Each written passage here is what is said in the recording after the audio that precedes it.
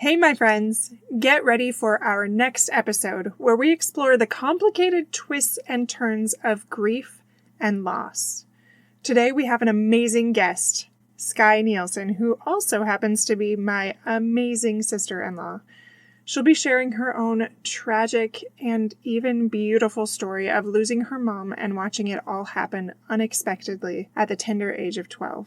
This episode is for you if you still bear the scars of grief and loss, or if you have loved ones navigating it and you want to better understand them. Today's pivotal episode on grief not only helps in healing, but also leads to surprising mindset shifts that create massive growth. We'll explore how facing grief can boost empathy and connect us deeply and pave the path to a more insightful, fulfilling life.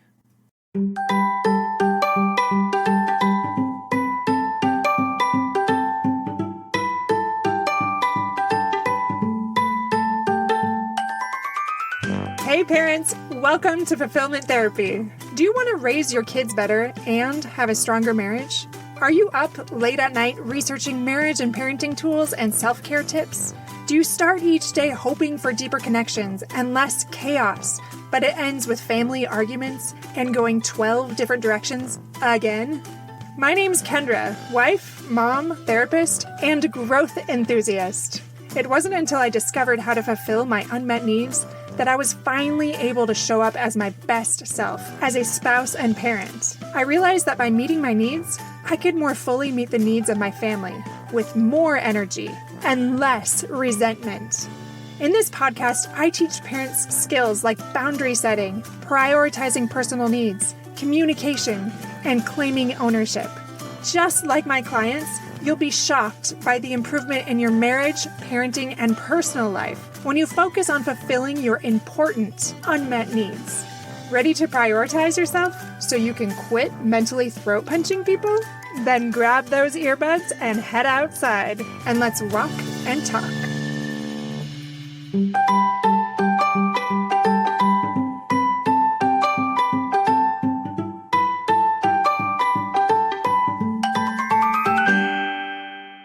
Hey, just a really quick reminder before we start talking to Skye. January 29th is only 2 weeks away, and I am doing that live 1-hour workshop on refueling parents. So that is a 30-day winter reset blueprint, and this really is going to help you rejuvenate and get out of that hole you might have been in recently. So this is if you've had cabin fever or seasonal affective disorder or any of those things, or you're just in a slump and you need more motivation and you need some guidance and some direction. This is the perfect place to go because it is just 1 hour of your time and you can get those free resources to help propel you forward in ways you generally can't do on your own. In addition to that, just through January, I am giving $600 off the Costa Rican retreat. This is the last flash sale that we have, and it's only for the next few weeks, probably about 2.5 weeks from the time that you listen to this. So go to fulfillmenttherapy.org to sign up for both the workshop and that retreat. You are not going to want to miss either one of those. I have put everything into this, and I know how much value I am giving you. And you will soon find out after you sign up for these things as well. Now let's jump into that interview. And for those of you that don't remember, Skye is my sister-in-law, and she has some incredible insight in today's episode, part 2, on grief and loss through her own experience. So get ready for some amazing content, my friends. I do feel life isn't easy. And I think, you just add something like that on top. And it was like, I already had my hands full with all of the other pieces of life that I was trying to hold. So I just didn't have the energy to put into it that I needed to. But as soon as that time came, it was really beautiful because everything just aligned for me. And I found a really incredible therapist. It just clicked and I was able to step into it and do what I needed to. And it came full circle and it has been such a gift. I mean, it just lightened the burden so much. I'm so happy to hear that. I love how you just normalize that. Sometimes it is this process. Like you didn't necessarily have this therapist right away that really was able to help you in the way that you needed. And it might have just been you weren't quite ready for it yet, even though you wish maybe you would have been. Yeah, I had had a couple of therapists. Like I went to therapy right after the accident for, I think it was a little over a year maybe. And I really didn't want to go. But honestly, it was just like I was so young and I was going through so much. It was like, I didn't want to sit in that if I didn't have to. Yeah. And, they had told me I would, like, if you don't deal with this now, you're going to have to deal with this later. And I was like, solid, I'll deal with it later, which like, is not necessarily the right way, but I do think there is a degree of like offering yourself grace at times and being just aware that, I mean, there is truth that if you don't deal with it now, it will continue to resurface until you are willing to deal with it. But I will also say, like, when that time came, I could step into it in an energy that I was ready to and could heal at that time. And I think prior to that, I don't know that I had the space to do that at that time, but. Right, absolutely. This episode isn't exactly like all the clinical steps and the stages of grief and all that. It's just more speaking to individual experiences and how that can look so different. And I love how you mentioned that, giving yourself grace through that. So now that you've gone through those things, is there anything that you do differently if you had to go through it again? Yes. I mean, that's kind of a funny question right after that, because I would go to therapy more, I really I now can see the power of it. So while it's like, it's such a balancing act, right? Of like offering grace and recognizing that the healing that you want might not come right then, but there is such power in therapy. And another thing that I thought of with that question was just, I would let people in sooner to my grief. That's one thing that I found with parts therapy, that often like my unmet need was being seen in my grief. And I think that wasn't anybody's fault, to a degree it was mine, because I had a really hard time being transparent with people about my grief. I often, like, when I would open up about it, I would often end up feeling like either embarrassed or like a burden, for kind of letting them in on this pain that I was holding. So I just sort of created a habit of keeping that to myself. And when I would feel sadness, I would often pull back from the people that I loved the most. That awareness came when my daughter was, I think, like 5 or 6, and it was a Mother's Day, and Mother's Day was always really conflicting for me, especially as a mother, because the daughter in me was grieving, but the mother in me felt like mom guilt for not being just elated about, I mean, I have these 2 precious, incredible kids. I have this husband who, I mean, we just give and receive so much love from each other. What more could I possibly want? Yet I had this piece of, the daughter in me that was just still grieving. And I would often really pull away from my family on Mother's Day. And it was such layered and conflicting kind of experience. But I had this experience with my daughter one time where I was journaling on Mother's Day and I was crying in my room and, just full daughter vibes. And, she came in and she just sat next to me, and I just kind of talked to her just very simply. She was 5 or 6 at the time, but she's like she's an old soul. She was very tender and just like soaking it up. But just explaining to her like that I miss my mom, and that Mother's Day can be hard for me because it brings up a lot of the emotions that I had as a kid. And it also is just like, I still just deeply ache for her. Yeah, it was just such a release of like emotions. And then all of a sudden I found myself being able to kind of recognize that I could hold both of those. Like I can let my family in on the fact that I'm holding this grief today. And I absolutely love being their mom, and I can't imagine asking for anything more than that. It's like there's space for both. Definitely something that, came. Actually, just writing that down. There's space for both. And what wisdom there is in that, it's almost hard to understand unless you've been through something like that.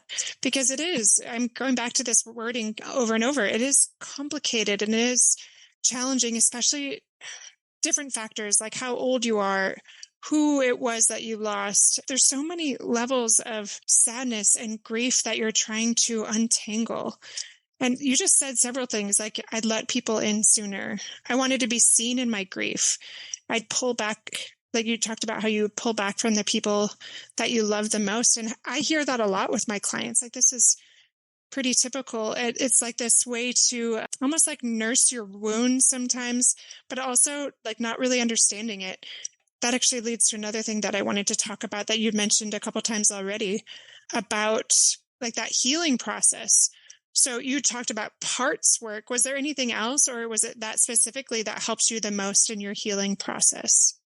That specifically really just shifted my perspective on, I think it honestly gave me so much empathy and compassion for myself. I was like, oh, instead of seeing these younger parts who had unmet needs, seeing them as like burdens who would be triggered and start driving the crazy train, I could recognize them and like have compassion, be like, oh, honey, you didn't receive that. And I can see that and I can understand it. And guess what? Like, I now have the capacity to offer you that. And then all of a sudden, with that compassion for myself, it's not the crazy train anymore. It allows me to like ground into who I truly am instead of kind of these triggered trauma response.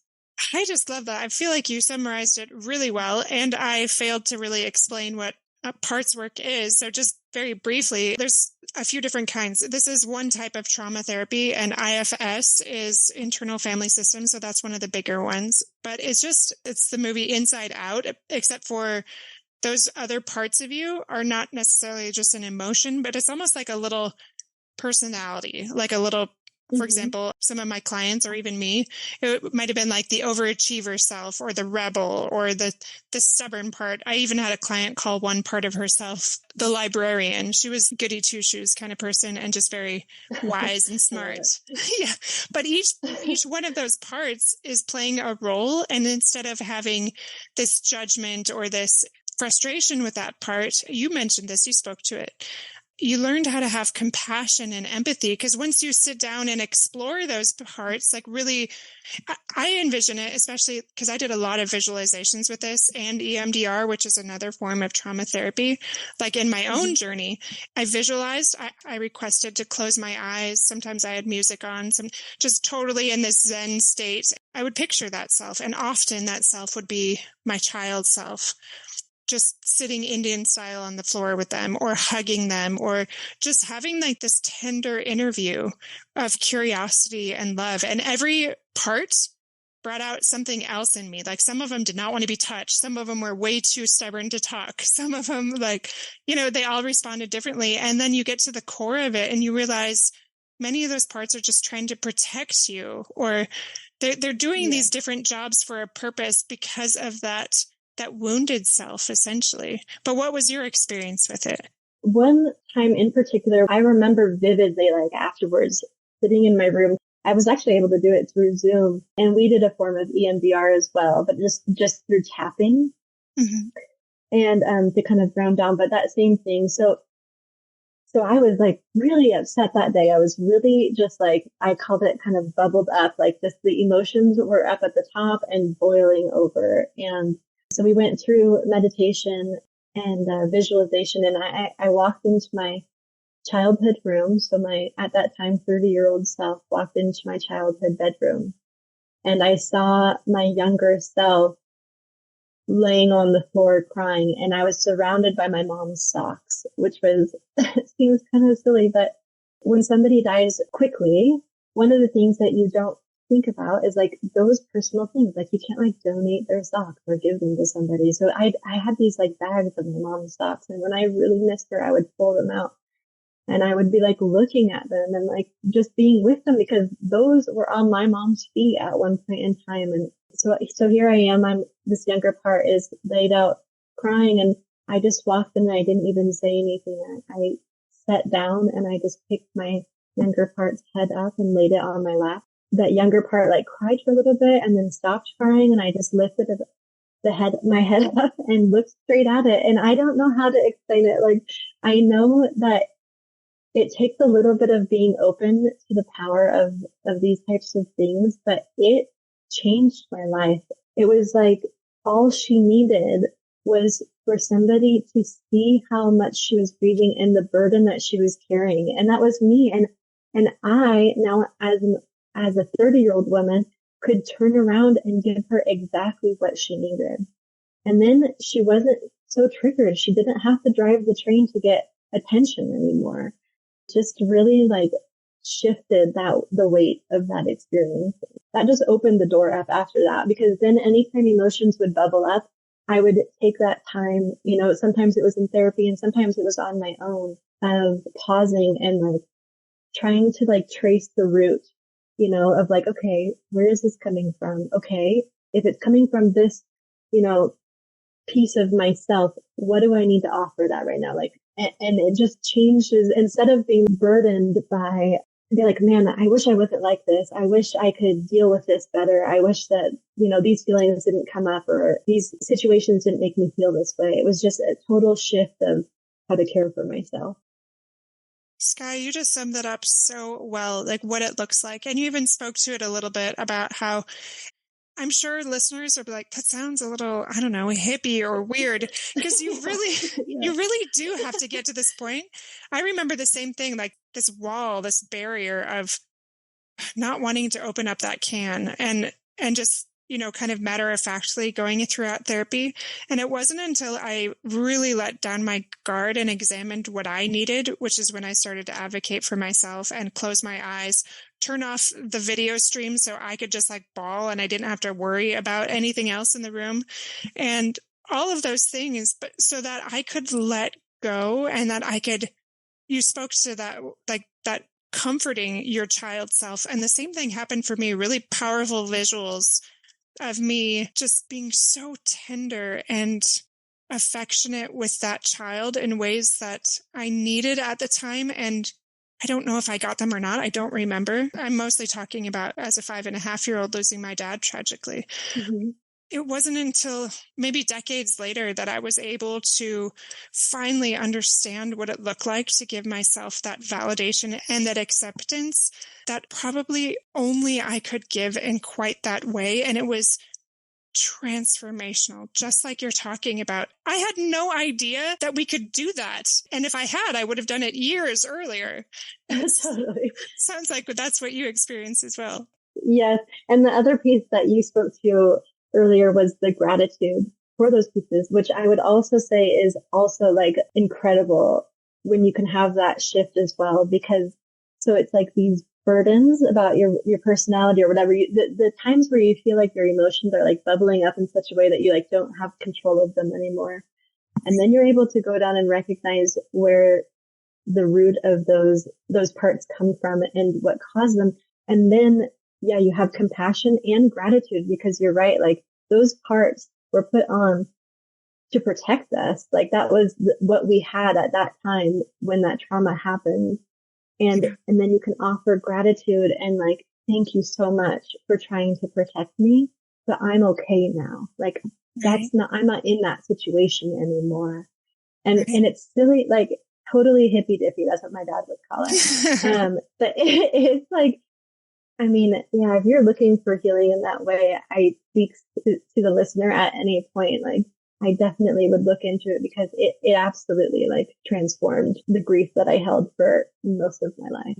And accelerate it in a way that I wouldn't have believed without going through it. And I'm not saying it went away completely. Like I really do feel like I am constantly peeling back another layer of that onion. But as I've done my work, like for example, with my brother, even though that was also unexpected and tragic, I felt like my grief was much shorter because I understood how to process grief in a healthier way. And you spoke to this a little bit without using the same verbiage. It's that sense of feelings buried alive never die. And they really don't. With my brother, I just grieved a lot, like these tsunami waves of grief that came out of nowhere for about 12 to 18 months. And then after that, a lot of that pain was gone. And that doesn't mean it's always gone. That younger grief from a child that doesn't really know how to process it can be much more complicated and long-lived, if that makes sense. No, totally. I think that's a really unique perspective that you have, having all of the training that you do. and to have lost it as a child and then to lose as an adult with all this training and just absolutely. I mean, regardless of the training, like it hurts. I mean, it hurts and you'll always ache for him. But there are these like really incredible tools that can very truly help us. Yeah, absolutely. One of the last questions I have is, if you knew that your kids were about to go through something similar, heaven forbid, what would you do to prepare them for it or do to even help them while they went through something like that?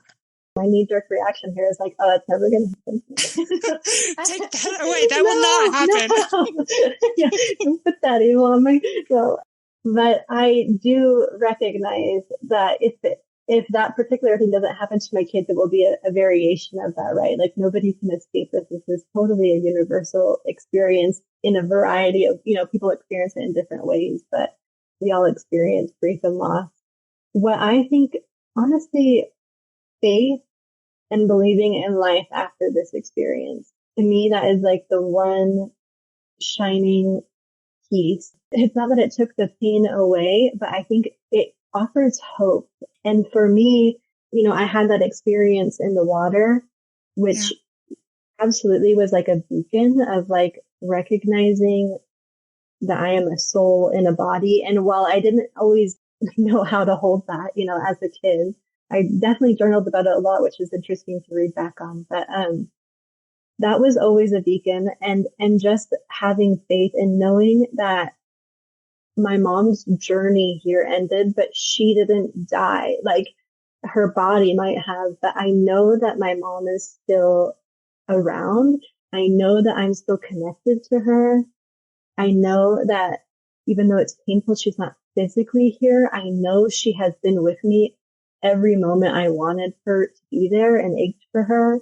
So that's like, honestly, what I would hope to give my children is just like, there is something bigger than this life. And I think when you know that there's something after this life, then you're able to like zoom out. And that's kind of what happened, with the accident. I was able to like zoom out and recognize how that ripple effect kind of affected other people's lives. I mean, there was such a bigger story than just me losing my mom. And I would hope just to instill that in my kids, because I think it's always going to hurt if they have to go through something like that, but recognizing that they can build it into something, they can build themselves from it. And it was meant to be in a way. Yeah, absolutely. I love that. I always struggle explaining this, but I had talked to you about this a little bit when we did this previous interview, but the beauty in grief and loss and the beauty in any challenge. And it's this refining fire that burns away the things that are more inconsequential. And you talked about your faith and how that was so pivotal for you. And that was something that you would want to instill in your kids so that they could get through that. And that really is what a lot of my clients even have clung to through something like this, because it is so big without some sort of compass or without values or things like that. And honestly, I don't know how people successfully navigate it without something like that. I know some of them do. I think it can just be a more complicated journey. And my heart does absolutely go out to them for that. But thank you for sharing also just what it would be for you. And I think even just my own experience, I think I agree with you with that. And also, I think I would remember to sit with them in their grief more with that empathy instead of trying to fix it, and offer them that unconditional love and really just pray for patience and tenderness in their own journey, especially if they're young, because it can be so complicated and they can't really put words to it sometimes. And sometimes it will be flaring up for years in random ways that are hard to understand. And I hope that I would just be able to offer that to them and also normalize it through talking about maybe my experience and clinging to things that you talked about, like values, faith, things that will help them navigate that process better. I can't imagine how hard that would be, just as a parent, you just want to take it all away. But I know firsthand, like all I needed was somebody to come and let me cry on their lap without saying a single word, that was the need that wasn't met. And yeah, I think that's really beautiful. And just hearing your story, you can't see me because we turned off our video for the sake of the audio working better, but I've just been tearing up several times as you share your story, just picturing that young you and that grief that you experienced and that hole it creates. You can't take that away from somebody, but you can tenderly love them through it. My last question that I had is, what did you learn most through your experience of grief and loss?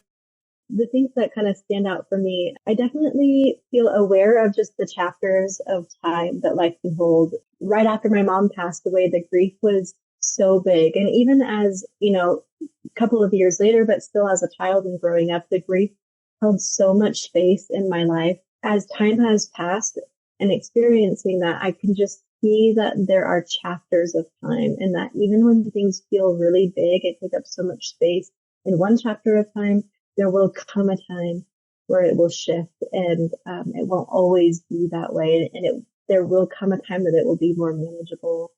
And probably the other piece is just that experience definitely has been like a reminder to how precious and wonderful even like the most mundane moments in life are. And just to soak them up and be present and not fearful that things could change, but just recognizing like the beauty and the gift of, being with my kids and just very simple things, letting them see me as a full human in all my imperfections and just opening up and really being vulnerable. I think that's one thing, I lost my mom at such a young age that I feel like I didn't get to know her as like a full human. I just got to see her. I understood her as like the version from my 12-year-old eyes, and I didn't live with her full time. So I just really want that for my kids. And I think there's such beauty in that. And often we live in such a distracted experience. But I think that my experience gave me the awareness of how important and beautiful and precious these moments of life are. Yeah, that is so beautiful. And that this whole episode really has made me reflect on those same things too, as I ask you those questions. Like for me, I think I agree with you. You talked about that gratitude and that beauty in the mundane. And it reminded me of even this morning, my oldest son, he often jokingly, when he goes to school, he'll say, "Don't die, okay?" And I always kind of respond back like, "But if I do, it's going to be okay because I'm going to be having amazing adventures and it's going to be really great." And he's like, "Don't have adventures without me." And I was like, "Don't worry, I've got things to do. But as soon as you get there, after a long life, we're going to hang out. It's going to be great." I want them to know that I'm going to be okay no matter when I leave, and that I'm so excited and there's so many fantastic things and I'm not afraid. I want them to know that. And I think in both of those experiences, and not just death, but any trauma, I feel like it clarifies our vision and our purpose and helps me be grateful for the time that I've had with my loved ones, especially. And every day, I think because it happened at such a young age for me, almost daily, I think, wow, I am so grateful for all the things that I've experienced with my kids. And I know that if I were to pass away, if I were to die, that it would be okay. Like I feel really good about where I'm at. I think that I've prepared myself maybe more than others because I know how precious life is, maybe in a way that other people haven't had to experience. Even recently, I do a family photo books, assemble them this time of year every year. And I love doing that because I love reviewing with my family the wonderful experiences we've had in just 1 year. And they often go through those photo books and they're reminded about all those tender mercies, about all those beautiful moments, about that connection that we have as a family, and really just continues to build that gratitude for this beautiful, precious life. Because grief and loss is hard. You never know when it's going to strike. I want to build those moments of remembering the good things. Does that make sense? Oh, absolutely. I think that's so beautiful. I love like the photo book idea. I do think you are such a good, like inspiring kind of example of really making every day count and prioritizing the things that will fill you up and make you feel like you're utilizing this time on earth. And yeah, I also think it's really beautiful, like talking to your kids to a degree, like so openly about it, because not something to be fearful of. And we have no control, right? So I think that there's such power in kind of dismantling the fear behind that kind of thing. And with the intention of just being more present in what we do have and what we do have control over. That's actually a perfect segue into wrapping up this interview, because it goes back to exactly where you started, about that peacefulness that you spoke to, knowing that your mom probably didn't suffer. And we can't always know for sure. And it sounds like for you, you really did realize that it was almost like this slipping away, and it's not necessarily this terrible thing. Yeah, it's more of like a transition for her, right? It was like this one piece of her journey ended here and she was moving on to the next, and someday I will too, and as we all will. Yeah, I think there's absolutely power in understanding it in that way, and like I said, kind of dismantling the fear that we've built up around death and dying. But with that said, it still hurts like heck to be left behind. And there's as many tools as we have to help ourselves experience that. It's also just like giving grace to this experience and knowing that it was meant for you. There's a reason that I experienced that as a child. There's a reason that you did. And there's beautiful ripple effects that come off of it. And I think that's a really beautiful thing to focus on as well. I'm grateful that you spoke to that. While there can be some peace knowing that it's not the end, it is the hardest for those that are left behind. Absolutely.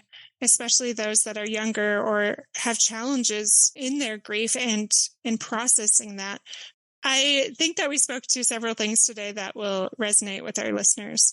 And there's no way we can speak to all the different ways that people experience grief and loss. I know through many of my clients, through even other friends, that sometimes it's very dark and lonely, and there aren't necessarily these beautiful moments along the way. And so that process of healing can take much longer.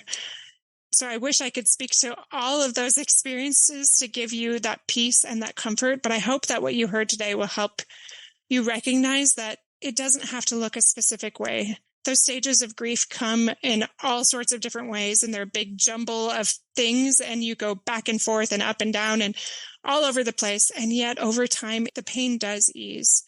There is that peace that comes if you are willing to make space for that. And you even spoke to that, Skye, that there's space for both like that sadness and also space for letting people in and opening your heart. And it doesn't have to be this all or nothing, but it does require some leaning in. And I hope that if anything, you'll have maybe a little more courage or openness to allow that process to take place and trust that process. Learn to give yourself that validation and acceptance.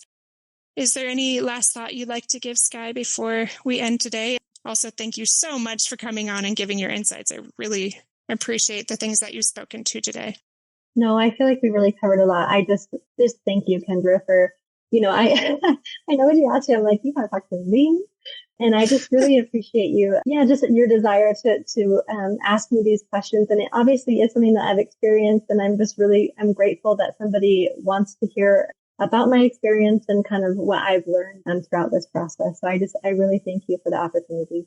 Oh, of course. And I'm sure that everyone else listening right now is probably smiling just like I am. Like, why wouldn't we? After hearing Skye talk, you have incredible insights. So thank you so much. You are a beautiful person. Thank you for speaking to something like this and helping our listeners in their own processing of grief and loss.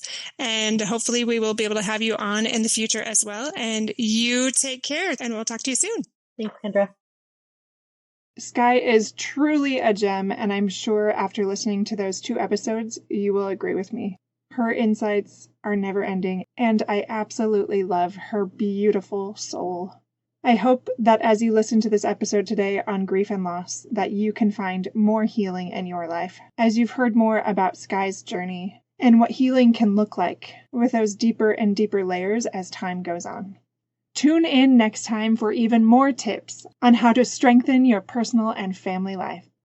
And don't forget to check out fulfillment.therapist.org to sign up for that workshop and for Costa Rica. I'll see you in all the places.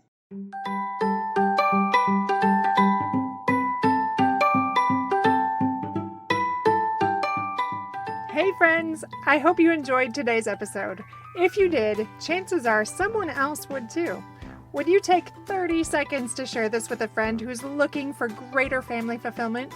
And while you're sharing, tell me what you think about the show by leaving a review on Apple Podcasts. It refuels me when I hear this podcast is helping you. No matter what your house or your hair looks like, I'll meet you back here every Monday and Thursday morning for more episodes. Until then.